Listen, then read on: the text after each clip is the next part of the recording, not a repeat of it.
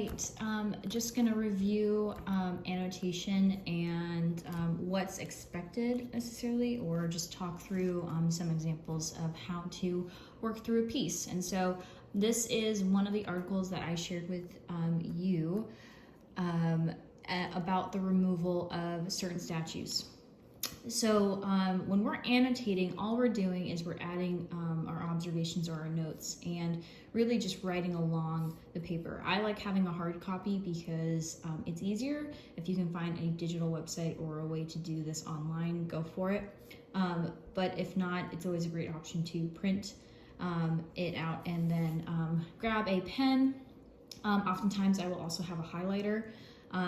If you're a person who likes to use different colors and different things like that, that's great. Some people just use a pencil. But for me, I like having a red pen because it makes it stand out from the ink. So you start your annotation after first reading the paper all the way through. So read through the paper, don't make any marks, and then go back to it and start.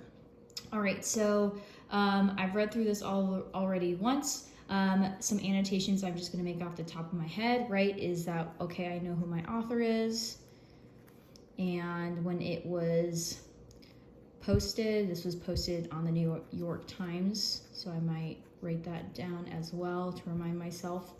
Again, annotations are you just making remarks as you're going through the text to, again, go back to and refer to later. We also know that this is an opinion piece. So you're going to see specific words like should, will affect, right, affect. You're going to see things that are specific to what the author thinks should or should not be, and that's what counts for an opinion. All right, so already read this once, but I'm going to go ahead and go through it. And what I want to do is I want to distinguish between the claims and the evidence. Now remember, evidence is non-disputable. So we can't argue the evidence because it's a fact. And then claims, however, that is disputable. That is where we get into the meat of our argument, right, and what stance we have, which you should find out after reading this article. Okay, so again, we want to figure out the claims versus evidence. So regarding statues, monuments, and other public tributes to those once deemed great, which to do away with and which to keep, 4 familiar words can guide our choices. A more perfect union. All right, so this is, we're going already into how should we make our decision. How should, and again, going back to the opinion, we make the decision. All right, so again, I'm suggesting that a more perfect union, what statues to keep are the ones that form more towards a perfect union versus disunion. All right, and so reading through this next paragraph, did Jefferson Davis or Robert E. Lee fight for a more perfect union? No, they fought for disunion. Outside of museums, grave sites, or private collections, there should be no statues of either man or of their senior Confederates. All right, so we already have our evidence and claims, right? So right here, right, evidence, mentions of the names Jefferson Davis or Robert E. Lee, right? So those are 2 people, right, who fought on the Confederate side, right? So fought for slavery to keep it within the United States. And so, right, that's where these mention of these figures, right? We can't argue their existence and we cannot argue their stance, right? It's very clear, it's historically recorded, right? So this is where we have our evidence, and I'll just go ahead and write an E there. And then, did they fight for a more perfect union? No, they fought for disunion, okay? Outside of museums, graves, or private collections, there should be no statues of either man or their senior Confederates. Now, we have our claim, right? So, outside of museums, grave sites, or private collections, there should, that's a key word there, should be no statues of either man or their senior Confederates. All right, and again, the difference between Jefferson Davis and Robert E. Lee and who they are, right, and the fact that they fought on the Confederate side, right? We can't dispute that. That's already been done and recorded.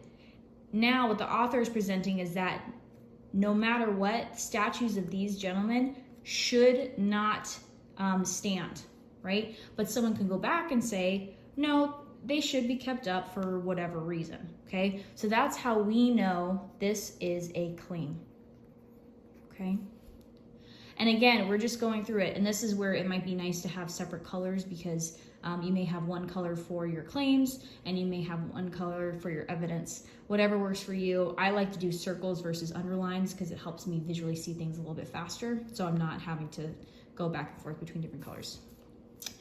All right, likewise, John C. Calhoun believed in slavery as a positive good and nullification as a state's right. He utterly fails a more perfect union test, which is why Yale was right when in 2017 it rechristened the residential college previously named for him.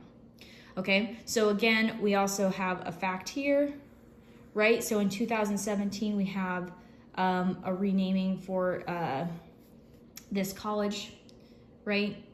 That happened, so we've got a fact. But again, we have our claim, right, or disputed that Yale was in the right, So there's our claim, right? Again, it seems unified with what the author is presenting in the idea of going back to this, that the people who keep their statues up or who have their statues kept up are the ones who fought against slavery.